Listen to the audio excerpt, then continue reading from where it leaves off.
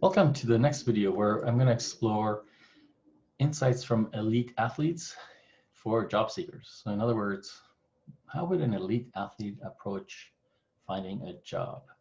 My name is Clifford Wessel. I'm one of the top 3 most recommended career coaches on LinkedIn. And you may probably not know this about me, but I had a very slight brush with being an elite athlete in 97 and 98.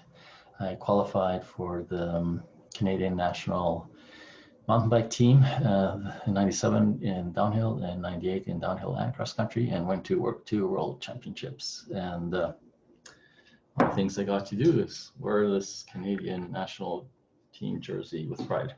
Now there's the Olympic athletes and that were at a total different level, not my level, and then there was the elite athletes who are professionals that haven't quite made it into the top ranks, but they're basically way better than I was.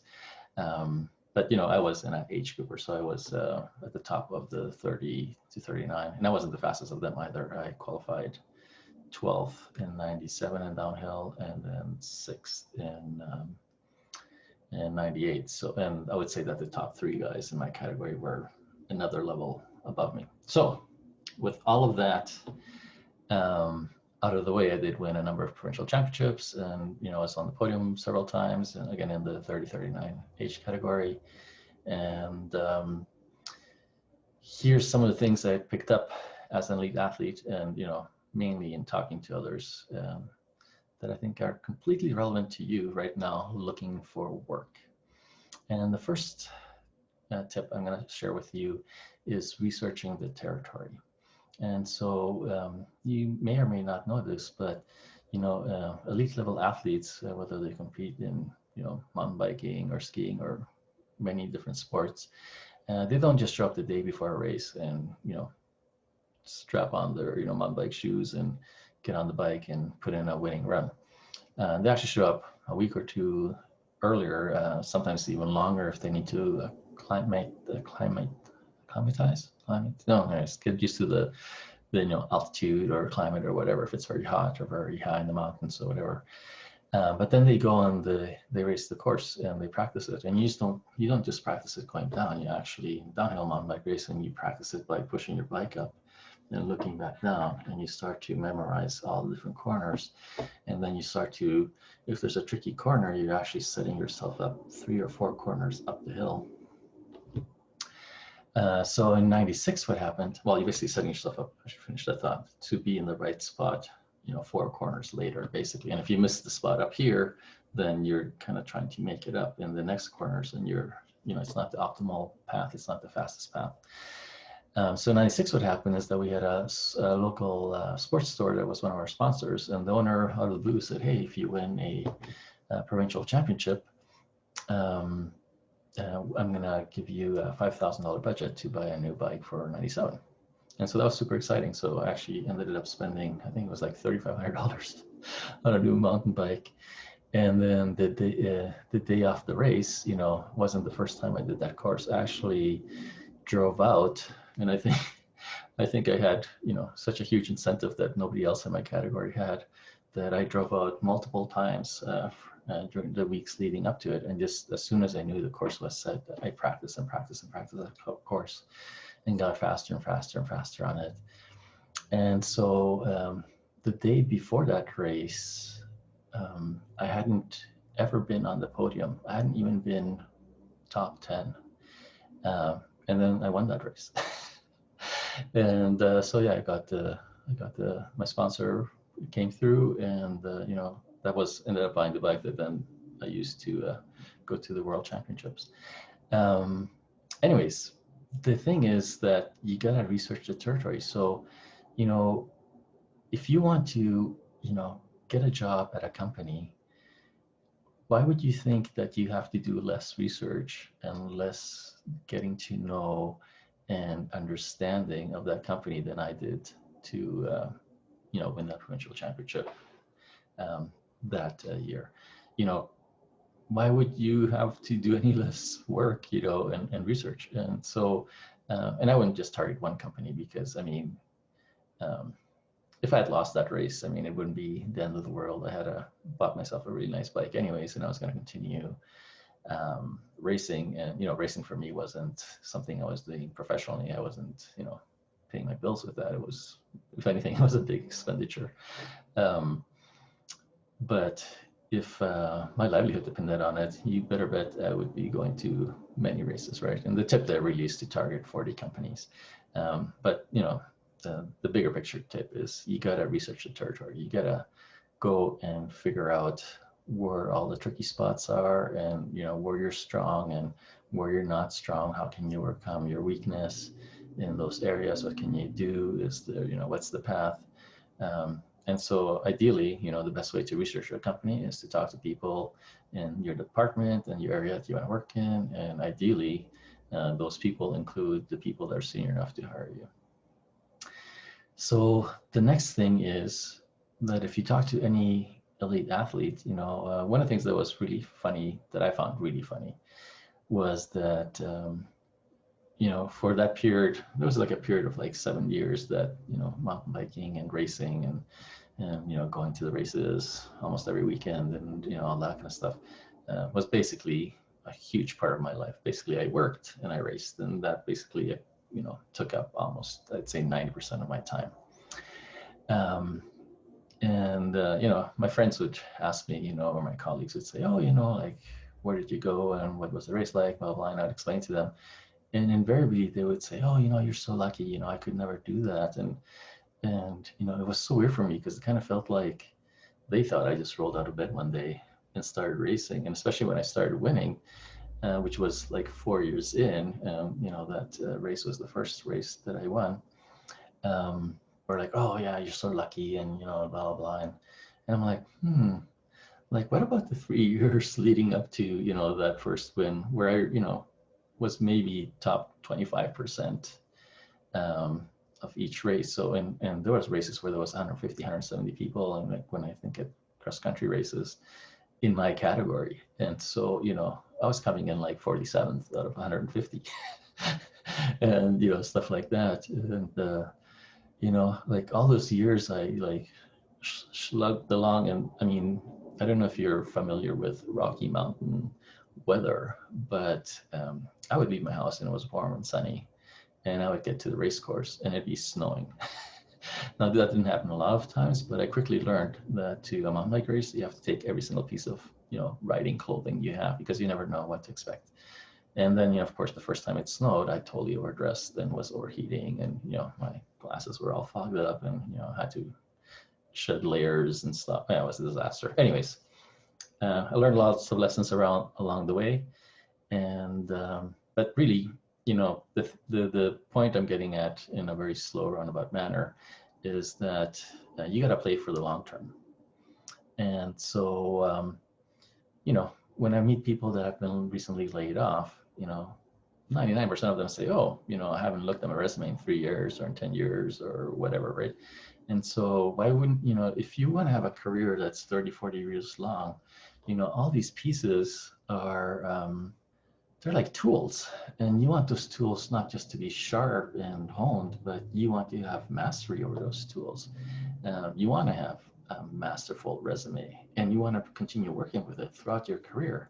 And if I'm going in this direction and I want to do this work over here, I'm going to have to take some courses and get some education that's going to help me move into that direction. So your resume should be like a living document, and every 4 or every 6 months, you should write down all your accomplishments you've accomplished, and think about where you're at, and think about where you want to go, and think about what are the things you need to add to your, now obviously resume isn't everything, but it could be a good kind of like organizing document to help you understand, okay, this is, the skill sets I'm acquiring, are they helping me get to where I want to get? So this applies to your resume. Of course, it applies to your LinkedIn. You should be adding people to your network all the time, and not just as a, hey, I've added another 10 people to my network, but actually, these are people that potentially you're going to be networking with and building relationships with. And so, ideally you'd be going on a networking meeting once a week. So, which shouldn't be a big burden, but at the end of the year, that's, let's say 40, 50 meetings. And, that would be a huge asset to have if all of a sudden you get laid off, if you have 2, 3, 4, 5 years of history where you've gone on 40, 50 networking meetings per year. I already mentioned this, but professional development is super important. You need to continue training yourself, acquiring skills and expertise in new areas. And as I've mentioned in several of my videos, you need to study the trends. You need to look at the marketplace. You need to kind of have working hypothesis of where things are going, and always try to be working towards the future and what's coming up instead of just trying to master what is. The last thing that's super obvious, and I think right now in this marketplace, right now with COVID and everything that's going on, it's not as easy to get a job as it was before. And I live in a city where, a lot of business is driven, well, like 90% of the business is driven by oil and gas. So it's not just oil and gas companies, but then it's all the companies that support the oil and gas industry. That when, oil and gas prices are low, then oil and gas companies spend less, and then it just trickles down and affects the whole province. So things are really tight, and I think when I was racing, would I have achieved the things I achieved without a coach? And the answer is obviously not. And I was doing it not that seriously, because again, it was kind of like it was a hobby. It was something I enjoyed, and I loved being in the forest. And one of the biggest advantages of racing, of course, is that you can go to some really cool tracks in the mountains that are tracks I could ride any other time of the year. But any other time of the year, they wouldn't be taped off, and you'd have hikers on them, and you have people on horses, and so you never can really just let go of your brakes and really go fast. But when it's all taped off, and when there's signs over race in progress, then you can even if it's a local trail, you can ride it at 100% the best if your abilities and the highest speeds you can possibly manage. That was super cool.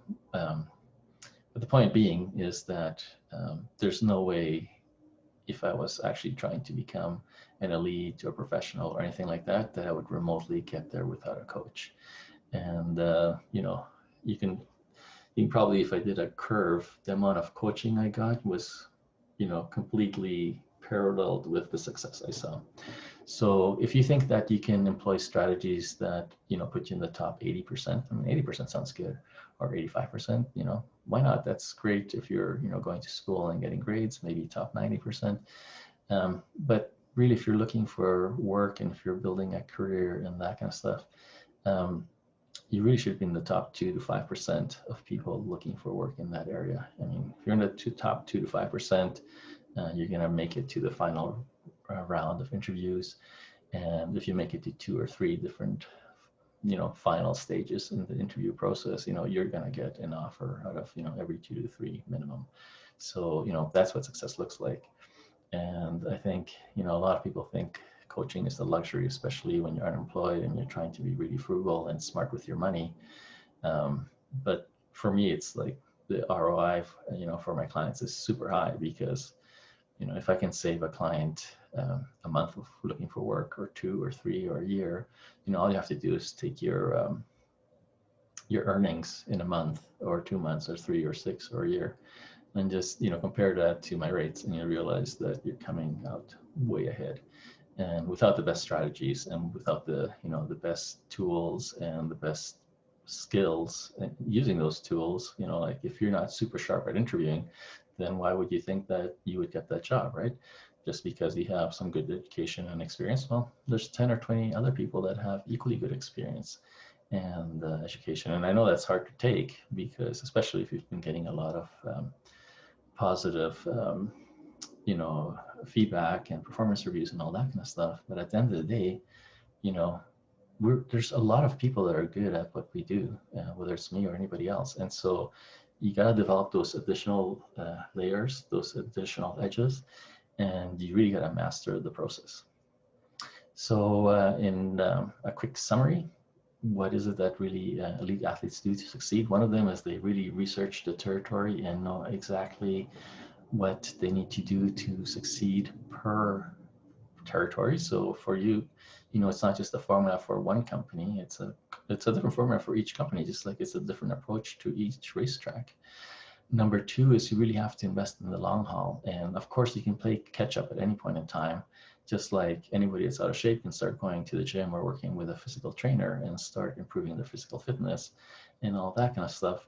But ideally, you don't look at it as a one-off. It's like, oh, every time I get laid off, I got to scramble, and or I haven't been laid off in 20 years. Why would I get laid off now? And then boom, people get laid off, right? So ideally, it's something that you're not just scrambling to do. Ideally, it's something that you've been working on and gaining mastery over. And then if you do get laid off, it's you're in a position where you're like, okay, well, I have an up-to-date resume. I've been doing all this networking.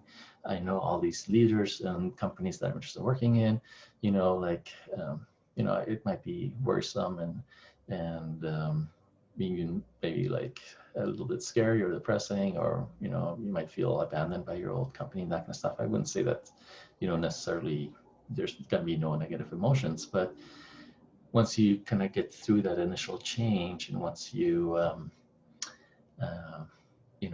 do the grieving for your last job that you lost, that's normal as a human being. You can kind of take stock of what you have. You're going to realize, wow, I'm really well set out to succeed in this marketplace, and I'm going to be in the top 2 to 5%. So think about what I'm saying here and look at where you're at in your career and what you're investing in it.